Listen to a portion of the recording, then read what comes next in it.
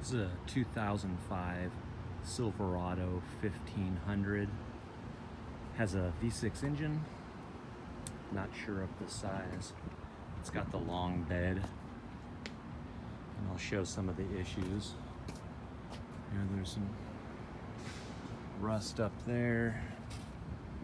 Pretty good here. A little rippling along there. The bed is dirty, but mostly straight. This handle, the handle broke off. You have to pull these to open it. I do have the trim in the front seat of the car. It does have a tow hitch.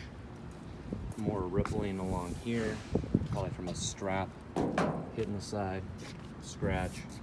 A little bit of ding, a little bent inward in the truck bed. Over here, a pretty good dent on the top. A little bit of denting along here. Tires have some life in them, not a ton. There is a spare tire underneath, and we do have an extra spare tire as well. Here's the front. Hood's all pretty straight. Windshield is not cracked.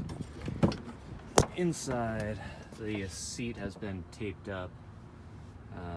It was ripped here, and we had put tape over it. The rest of the interior is pretty decent. A little bit of peeling on the dash up there.